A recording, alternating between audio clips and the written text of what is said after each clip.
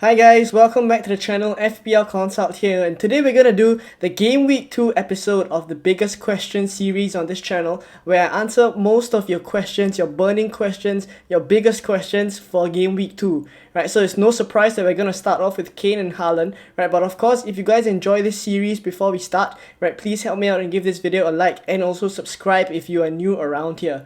Alright, so we're gonna start off with the biggest question, of course, right? And Russell on YouTube has asked, can we afford not to buy Haaland, right? And Hakai on Instagram has also asked, right, whether we should be doing Kane to Haaland, right? So if you ask me, I feel like Kane to Haaland is the only sensible transfer for Game Week 2, right? All other transfers actually feel to me like they are luxury transfers, right? And my short answer is buy Haaland, right? Transfer Kane out for Haaland, even if it means taking a -4 to do it for those of you who didn't manage to catch the price and also don't have extra money in the bank and therefore need to take a hit to do it. So my reasoning for doing Kane to Haaland is this, right? Owning Kane over Haaland is different in Game Week 1 as it is in Game Week 2. Now the reason is because currently, as of Game Week 2, Haaland is a serious captaincy option, right? And arguably the best captaincy option, right? It is pretty close between Haaland and Salah, but honestly, he is a very serious captaincy option as opposed to Game Week 1 where majority of the players were FPL managers were captaining Salah instead, right? So as of now also, his effective ownership has risen significantly compared to Game Week 1, right? More than 800,000 managers have transferred him in as of recording, right? So if they bring him in and they captain him, essentially those with Kane would just fall even farther behind, right? So the case for staying with Kane is that if you think over the course of the next 4 to 5 game weeks, Kane can possibly make up those points over Haaland, right? Then you can choose to keep Kane. But honestly, if you ask me, I don't feel like the likelihood is high enough. Plus, on top of that, Haaland's numbers currently are really insane, right? They're just above me.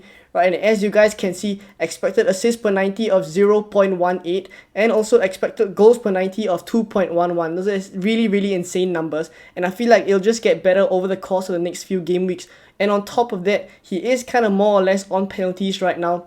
Pep has kind of confirmed that whoever takes the ball away from him when there's a spot kick, he's probably going to give the player a punch, right? So I guess we can take that as kind of an indication that Haaland is more or less going to be on penalties. So with all these factors that come into play, I feel like definitely Kane to Haaland is probably the sensible transfer to make, and probably a transfer that I would definitely make if I have Kane in my team currently.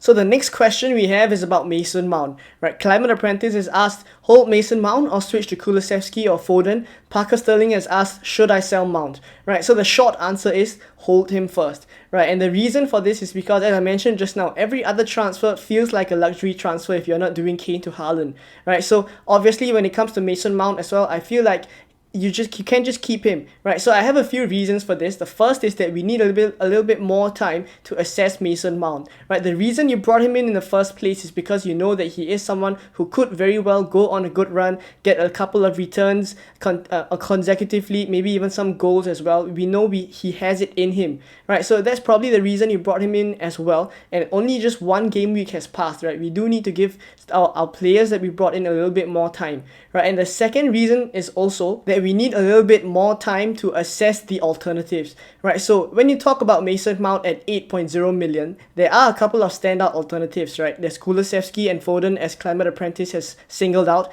and also there is Luis Diaz from Liverpool, right? So out of these three, there are the downsides to them as well. We don't really know whether Kulusevski is going to share minutes with Richarlison. Foden, of course, from Man City is always subject to Pep rotation. We don't really know if he's going to be a nailed starter every single game week.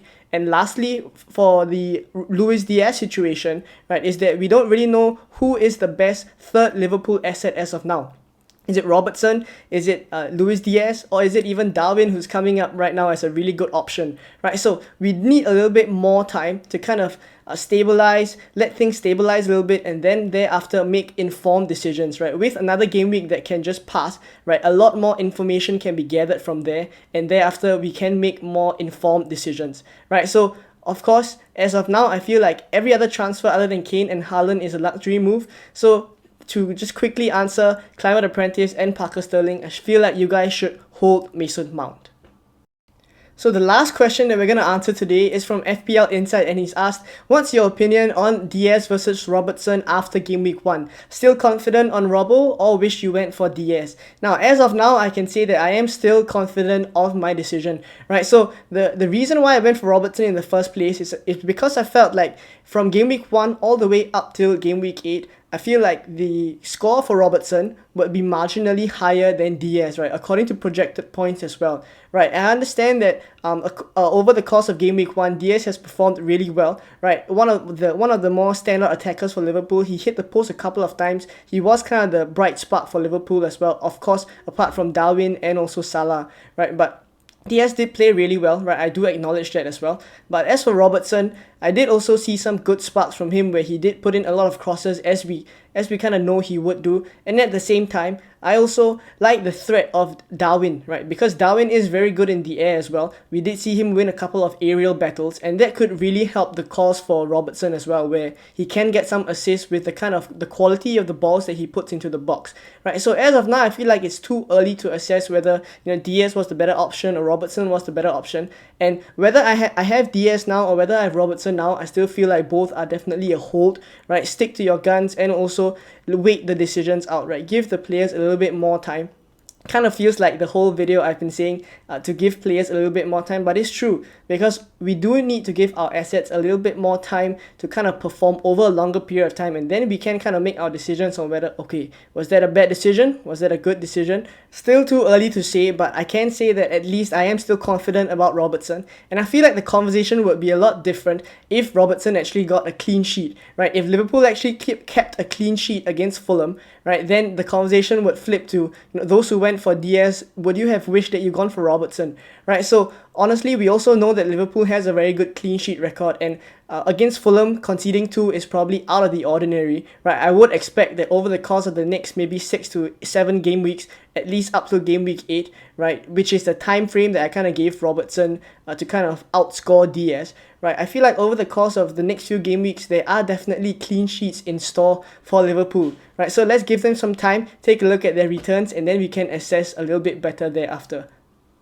So guys, for the last part of this video, I just want to quickly speak a little bit about channel memberships, right? So a number of you guys have already been asking about channel memberships and how to join, right? You guys can just click the join button next to the subscribe button on the YouTube website to join as members of the channel, right? So this is for those of you guys who are interested to support the channel in this way. Of course, for those of you who aren't interested, that's absolutely fine, right? Everything else stays the same, but for those of you who want to join, right, and support the channel, there are 2 tiers available. There's the fan tier and also the pro tier, right? So I'll just quickly speak a little bit about the perks. As a fan tier member, you get loyalty badges next to your name, you get custom emojis for streams, and these basically help me to identify you a little bit better in streams and also in videos when you guys make comments, and then thereafter I can give you guys priority replies, right? And also there are member-only content polls for you guys, right, where you can vote to kind of choose the content that you want to see on this channel, right? So priority replies to comments and also member shout-outs in videos kind of wrap up the fan tier perks.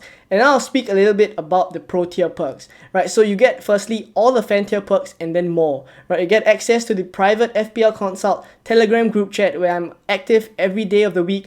You guys can ask me questions, get personalized team feedback there, and also interact with a really nice group of FPL managers, right? It's really friendly in there, and we also kind of support each other and help each other out by giving different opinions, right? And there's also a prize league that I run inside there, especially for the pro tier members, right? So if you're kind of interested in that, you guys can join as a member as well. And lastly, you get priority questions for this video, for this series where I answer your questions, right? So if these kind of interest you, then you can just join as members of the channel, right? So that's it for this video, guys. I hope that you really enjoyed all the content that I'm putting out, and also really appreciate you guys kind of watching my videos and supporting me, right? But for now, this is the end of the video, and I will catch you guys in another one really soon. Bye bye.